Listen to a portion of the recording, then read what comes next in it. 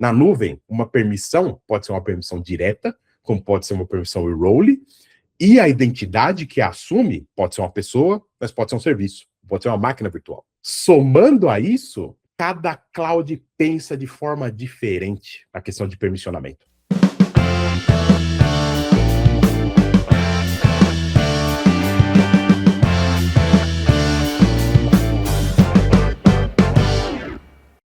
Cada cloud pensa de forma diferente a questão de permissionamento. Por exemplo, o Azure veio muito do conceito do AD, que foi para o Entra ID. Ele replica isso. Já a AWS, ela separa de uma maneira muito clara. Ela separa em role, policies, e ela separa em identidades. Mas a identidade, se eu aplicar para um servidor, é outro tipo de identidade. Já o Google centraliza. Ele centraliza isso em algo que a gente chama de Service Account. Tanto que se você olha os recursos que são criados depois de um onboarding, eles variam de cloud a cloud. O que eu quero dizer com isso? O que é mais difícil de se parametrizar, isso eu estou falando da experiência de projeto, é a questão de permissionamento. Por quê? Porque ele determina o seu blast radius também no ataque. O que eu quero dizer com isso? Uma máquina está exposta para a internet e tem uma vulnerabilidade. Eu posso explorar aquela vulnerabilidade, mas eu vou tentar fazer a minha movimentação lateral evocando a permissão daquele asset. E o que eu vou fazer e para onde eu vou pular depende da permissão que aquele ativo tem. E eu sempre preciso tentar evitar o que a gente chama do wildcard, que é o God Mode, e é o que mais aparece na nuvem. Por quê? Porque o pessoal não sabe exatamente quem vai assumir aquela permissão, aquele role, então eu dou o nível maior de permissão. Por quê? Porque muitas vezes quem cria permissão é um developer, que é quem está estruturando o serviço. Esse é outro ponto importante. Por quê? Porque esse processo, por ser automatizado, ele acaba sendo evocado por quem está criando o serviço. Então, de certa forma, entender um processo de onboarding, o que está acontecendo dentro de onboarding, é a base para você entender o que você precisa de um keying. O que é o keying? É a parte de gestão de identidade da nuvem, é um dos módulos que todo o Synapse precisa ter. Tá? Obviamente, a gente tem nossa própria filosofia de keying, a gente segue coisas muito específicas dentro de keying, especialmente no Cortex Cloud, mas isso é um cenário para outras apresentações. Então, esse é o contexto geral. Isso aqui a gente vai deixar para vocês como comparação, mas se você for olhar as características e os conceitos, você vai ver que basicamente são estruturas distintas, com o mesmo flow. O que eu quero dizer? Qual que é o flow? Eu tenho uma identidade que precisa de credenciais para executar permissões. Como eu coloco isso, muda muito. Eu não vou entrar tão a fundo aqui.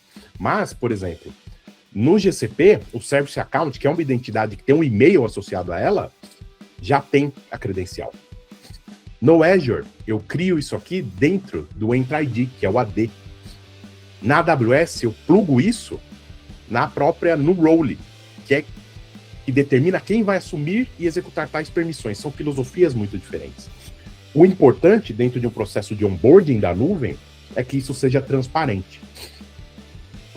Sendo honesto, a gente precisou ter uma maturidade nesse processo de onboarding também, tá? Eu acho que a gente avançou bastante desde o começo do Cortex Cloud. Houveram dificuldades ali, eu diria, na primeira versão, tá? Mas acho que a gente estruturou isso. E normalmente, como esse processo de onboarding é feito, e o Uxin, ele vai chegar um pouco mais a fundo nisso, né? Ele é feito via Terraform ou ele é feito via CloudFormation, tá? São as maneiras que a gente recomenda. Existem mais maneiras, mas, por exemplo, a Azure GCP, a gente recomenda fazer via Terraform, a AWS você pode fazer via Terraform, mas pode fazer via CloudFormation também. Por quê? Porque esses são métodos que guardam o estado da sua configuração. Por quê? Porque no Synapse, e isso é um outro ponto importante, você precisa atualizar de quando em quando, né, o seu onboarding. Atualizar os recursos que ele cria, atualizar as permissões que ele cria. A gente está falando de AWS, Azure e GCP porque são as maiores, são as mais maduras. Mas a gente suporta mais. A gente suporta OCI. O que a gente suporta hoje? AWS, Azure, GCP, OCI, Alibaba, e está vindo o IBM Cloud também. A gente espera no próximo release. Vamos falar de OCI ou de IBM. Eles atualizam o serviço de IBM deles. Mudou a API. Se você desenvolve em casa, você tem que atualizar tudo. Quando a gente fala que você tem que atualizar o seu onboarding, é basicamente dizer as permissões que eu preciso para um serviço que surgiu semana passada ou por uma atualização do meu EC2, eu tenho nessa infra. Eu estou criando novas permissões para ele executar essas ações. A grosso modo é isso, tá? Então, o processo do onboarding, ele não precisa ser constante, mas ele não pode ser estático, tá? Então, o que eu diria? Existem, obviamente, requisitos, existem cenários ali, quem a gente recomenda rodar esse processo, mas ele é a primeira etapa dessa visão de nuvem, ele é a base do grande motivador do Synapse, né, que é você fazer um baseline entre diferentes conceitos, como vocês podem ver aqui, que se estende para outras nuvens, obviamente. E ele também mostra, e aí à medida que vocês forem executando esse processo nos projetos, a gente espera, obviamente, a gente pode ajudar, claro, quando vocês começam a observar o que é criado, vocês começam a observar a complexidade que está por trás disso. Só que qual que é a ideia? Assim como a nuvem, ela abstrai a complexidade do provisionamento, o Synapse precisa abstrair a complexidade do monitoramento também, né? E muito da segurança efetiva da nuvem é uma questão de criação de processos, tá? E também isso envolve identidade. Quem é responsável por isso? Não pode ser uma coisa só numa pessoa que cuida de AD. Precisa envolver uma conscientização de equipe, de devs e por aí vai. Faz parte de uma discussão maior, tá? Então, quando eu olho para a AWS, é o onboard onde mais recursos técnicos são criados, tá? Ele cria um trail, que é o trail é uma maneira de você monitorar os eventos. Ele cria um log, né? Um grupamento de logs. Ele cria um bucket, que é um object storage, para guardar coisas como snapshots, guardar inclusive resultados de queries. Ele cria uma função serverless. Ele cria, isso aqui são fileiras de mensagens, tá? O que eu quero dizer? Eu faço um scan de vulnerabilidade e eu aviso a nuvem que tem novos resultados de scan para eu coletar. Só que o que ele cria em termos de permissionamento? Ele cria roles, e é mais de um role. Ele cria políticas de permissionamento e ele cria algo que a gente chama de instance profiles. Uma instance profile é uma variação de um role, tá? Então, o que é a Managed Policy? Managed Policy é uma política que envolve um serviço. Então, eu falo, olha, aqui, essa minha policy, ela tem permissões para o EC2, que é a máquina virtual. Que permissão? List, get, update, isso está parado. E aí você tem o role. O que é o role? O role seta uma confiança entre a policy e uma identidade. E você mapeia esse role com um user. Quando é algo físico a nível de serviço, ou por exemplo uma máquina virtual, ele não aceita um role. Então você cria um instance profile. Tá? Basicamente, eu estou fazendo uma associação direta, ela tem menos etapas. Isso tem riscos também. Por quê? Porque é mais fácil de você dar um hijack, porque ele está fazendo uma autenticação de role para policy. Falta uma etapa de centralização de política. Então, um dos riscos comuns que a gente vê na AWS é proliferação de roles. E aí, esses roles, você pode ter uma série de permissões que não são usadas. Ou roles que têm as mesmas permissões. Ou quem nem quer fazer um role, dá a permissão direto para o usuário. Esse é o maior risco. Curiosamente, de 100 POCs que você faz, 180 tem isso acontecendo. Tá? Quando você olha para uma visão de arquitetura do que é implementado no onboarding, ele tem um layer de identidade com os roles, tá? Que aplicam as permissões para o discovery.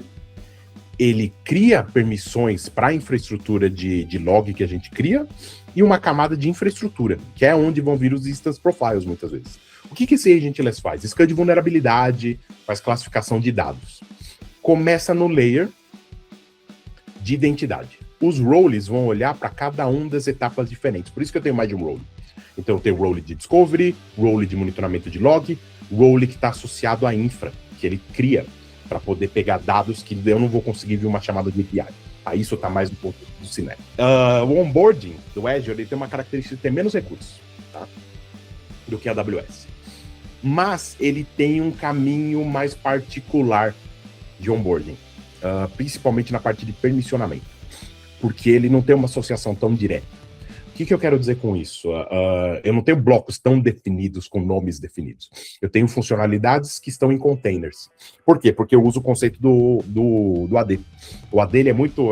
Ele cria containers lógicos, né? Você tem forests, você tem grupamentos de usuários e você tem registros dentro daquela mesma console que eu jogo para cima da nuvem.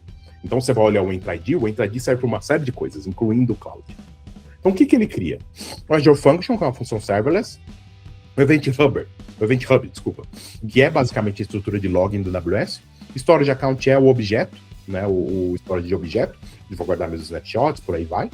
Um Resource Group, que é onde eu posso criar recursos de infraestrutura, tá? Então, aquele último bloco da AWS ali do Agentless, aqui ele pode ser criado dentro de um Resource Group. Ele cria um RBAC e uma autenticação dentro do Entra-ID. O que é o Entra-ID? A versão moderna do Azure Direct, do Active Directory. Não é bem isso, tem vários flavors, mas conceitualmente é isso. Então, o que ele cria de IAM? Ele cria um App Registration. O que é o App Registration? Ele é semelhante ao AWS, o Role. Mas, dentro desse app, você tem mais coisas do que você tem no Role da AWS. Por exemplo, você tem secret, você tem certificação, você tem um ID do objeto e você tem definições de Role. O que eu quero dizer? Você entra no Role na AWS e diz nesse container que tem autenticação e tudo mais, e você diz qual Role ele vai pegar. Por quê? Porque você vai pegar o App Registration e você vai mapear com o Principal. Então ele tem dois elementos semelhantes ao Role, só que o App Registration faz autenticação e o Service Principal diz quem assume o App Registration. E o App Registration tem os Role Definitions, ou seja, ele diz quais roles o Service Principal pode assumir. Só que o Role Definition em si, que está à parte, é o agrupamento das permissões. Então o que ele tem? Identidade, camada de autenticação e Role. Quando você olha para o AWS, o Role, a autenticação é feita a nível de Role, dentro do próprio Role. Então, se eu deixar isso... É isso que leva essas confusões muitas vezes, porque a pessoa que está olhando para essa parte de autenticação, ou está olhando para essa parte de permissionamento, vai falar, poxa, eu tenho esse role aqui. O que eu vou fazer? Eu não quero criar 1000 roles. Então ele dá uma permissão elevada. Aqui dentro, como está separado, eu posso ter vários service principals olhando para um único app registration que mapeia diferentes roles. É mais fácil de organizar ou eu criar algo mais focado em Zero Trust. Você vê como a filosofia muda radicalmente? E muda ainda mais quando a gente parte pro GCP, né? Sim. Então essa é uma visão de arquitetura do Azure. Essa é a grande diferença. O auth layer está diferente, está separado da entidade. E o principal determina o que ele faz. Mas o auth roda em paralelo ao principal, ele está fora. Por quê? Porque eu tenho uma camada que agrega os dois, que é uma camada de software, tá? E aí a gente vai para o GCP. O GCP ele é mais simples nesse sentido, porque ele tem uma separação muito clara. Então ele pega parte de conceito da AWS, ele pega parte de conceito do Azure. Ele é o que cria menos recursos. Então o que ele cria? O Service Account, ele cria o Binding, ele cria um Pub Sub Topic Subscription, que é essa mensageria, né, para avisar o Cortex Cloud. Tem um novo scan, de vulnerabilidade, eu estou fazendo um novo scan de postura. O bucket, né, para armazenar o storage, e as funções serverless, que é quem automatiza esses processos, né, de scan de vulnerabilidade, de classificação de dados. Eu não vou entrar tanto nisso. Tem o Service Account. O Service Account é a identidade. O role é a permissão. Você cria o binding. Então eu tenho o Service Account, que tem a identidade, tem o e-mail, tem a autenticação, eu tenho o role e eu tenho um binding. É isso. Ele pega o conceito de ter uma camada de off, não um trust, que pode ser token, certificado, etc. Ele cola dentro da identidade, que no Azure é separado, e ele mapeia direto no role. O processo é mais direto, porque a Service Account já é a identidade, tá? E essa é uma visão de arquitetura. Então você vê que ele tem menos elementos, menos complexidade. Por outro lado, o que acontece? É um conceito normal que, se você olhar, por exemplo, AWS e GCP, eles têm menos elementos. Por outro lado, um risco tem um impacto maior, porque a sua cadeia de autenticação e de criação de permissão ela é menor. Então, se você tem um problema, vai afetar mais assets. Na Azure ele é mais separado. Mas por ter mais elementos, ele vai gerar mais informação. E às vezes é difícil de correlacionar. Por quê? Na nuvem, o que você precisa? O Synapse, você precisa ter todo o risco em contexto. Você não pode ter um scan de identidade, um scan de permissão, um scan de vulnerabilidade. Tem que estar tudo associado. Por quê? Porque a soma de riscos determina o asset que você tem que trabalhar primeiro. Tá? Depois a gente pode estender para isso. Então, essa é uma comparação. Isso para consulta depois, né? Obviamente o Edu vai complementar também. De como eles mapeiam esses serviços. E como as camadas são diferentes. Por quê? Porque isso replica. Você vê que eu estou falando de conceitos totalmente diferentes para o onboarding. Imagina isso no dia a dia. Né? Muitas vezes a gente precisa, num cenário de segurança, começar a conscientizar, né, os clientes que estão na jornada de segurança da nuvem, que identidade não é mais uma pessoa. Pode ser uma pessoa, pode ser um serviço, pode ser um servidor. Aonde ele está associado? O que ele precisa fazer? Qual é a permissão que ele tem para fazer o que ele precisa fazer? Como cada cloud controla isso? Por quê? Porque como cada cloud tem uma arquitetura de AM, determina como eu vou chegar no Zero Trust. Como eu vou balizar esses vendors? E como eu vou aplicar o Zero Trust em vendors que são radicalmente diferentes? E o OCI também é diferente. Aliás, ele é totalmente diferente desses três. Não tem nem tanto uma correlação como eu consegui fazer aqui, tá? E, de certa forma, o que a gente está dizendo é que o Key é uma das ferramentas mais críticas para a Synapse, a partir de gestão de identidade da nuvem. Por quê? Porque ele vai te dar o risco no contexto do ativo. Ele vai te falar qual servidor está exposto para a internet, que tem uma vulnerabilidade e uma permissão excessiva. É esse o servidor que você precisa trabalhar primeiro. Não uma máquina que muitas vezes tem uma vulnerabilidade crítica, só por si. Mas sim somar todos esses alertas em relação de um asset, de um servidor, de um serviço, etc., entender como ele impacta a sua infraestrutura. Tá bom? Obrigado, pessoal.